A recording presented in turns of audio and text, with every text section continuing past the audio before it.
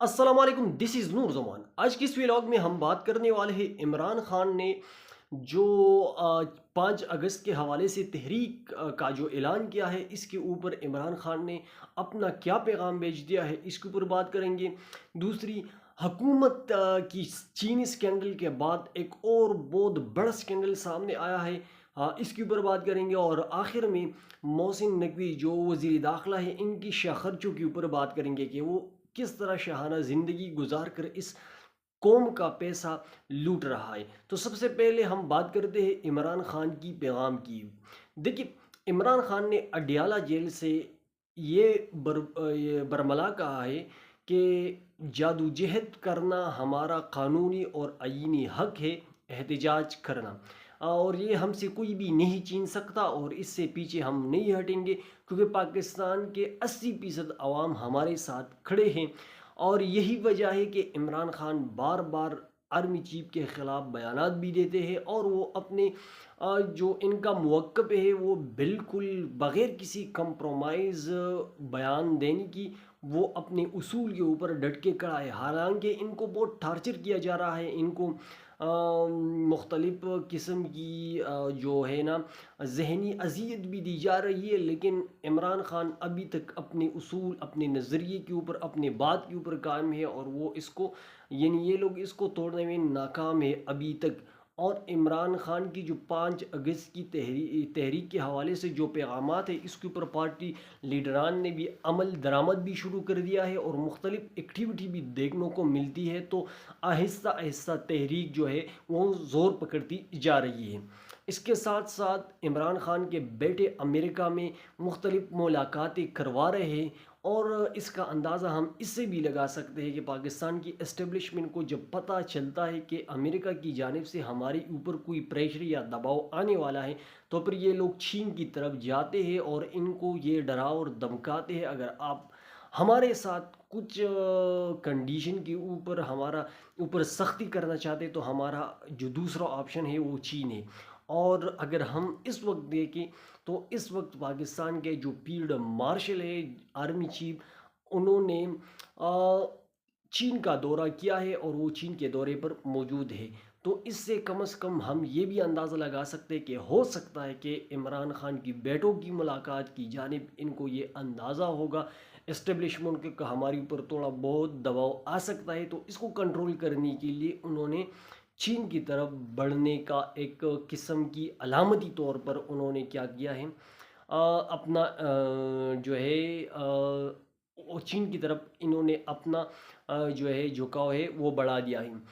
दूसरी बात जो है वो चीनी स्कैंडल के बाद जो बहुत बड़ा स्कैंडल है वो कुकिंग ऑयल का स्कैंडल है।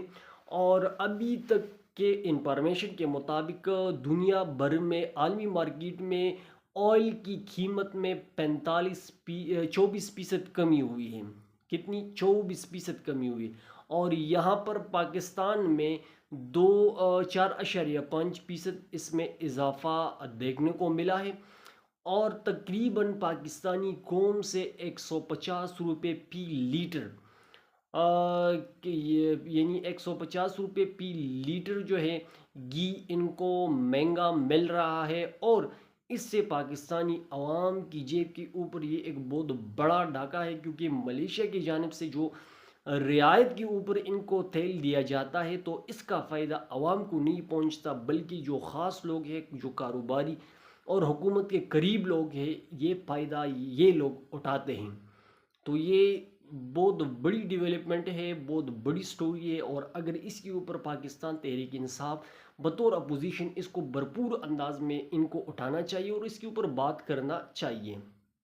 तीसरी बात जो है वो वफाकी वज़ीर दाखिला मोहसिन नकवी के हवाले से, कि मोहसिन नकवी चूँकि आपको पता है वो इस वक्त पाकिस्तान का बेताज वज़ीर दाखिला है, वो जिसके ऊपर और जब इनका दिल चाहता है चढ़ाई कर लेता है। और आप देख भी सकते हैं कि अली अमीन गंडापुर ने जो बयान दिया, इसके बाद मोहसिन नकवी ने इनको टका के जवाब दिया, क्योंकि इस वक्त मैं आपको बता चुका हूँ कि वो बेताज वज़ीर दाखिला है, इनसे कोई पूछने वाला नहीं है। तो इनकी खर्चों के बारे में जो मालूमात यानी हम तक पहुंच गई है, और हमने जो देखा है वो ये है कि سرینا ہوٹل میں جو فروری سے جون تک ان 4 مہینوں میں اس نے 4.1 بلین روپے خرچ کیے، اور اس اور یہ جو پیسے اس نے خرچ کیے ہیں یہ ادائیگی حکومت پاکستان نے کی ہے، یعنی پاکستانی عوام کی ٹیکس کے پیسوں سے یہ پیسے ادا کی گئی ہے۔ اس کے ساتھ ساتھ PSL 9 میں بہت بڑے بڑے کرپشن کے سکینڈل سامنے آئے ہیں، اور اس میں یہ بڑے بڑے لوگ جو ہے ملوث پائے گئے ہیں۔ تو اس وقت پاکستان کی وزیر داخلہ کا یہ حالت ہے، اور آپ جب اس کو دیکھتے ہیں تو پھر اور ریئیکٹ قسم کا انسان آپ کو یہ دیکھنے میں ملتا ہے۔ لیکن جب شخص کے اندر خود وہ اس ملک کے بارے میں ان کی اتنی نگیٹیو اور اتنی نفی کارکردگی ہو، تو پھر آپ پاکستان کی بہتر مستقبل کی آپ کیا امید کر سکتے ہیں؟ تو اللہ ہمارے پاکستان کے اوپر پہ اپنا یعنی فضل کرم اور رحم کرے، اور انشاءاللہ نیکسٹ آنے والی ویڈیو میں آپ لوگوں کے ساتھ پھر ملاقات ہوگی۔ آج کے لیے اتنی کافی، والسلام۔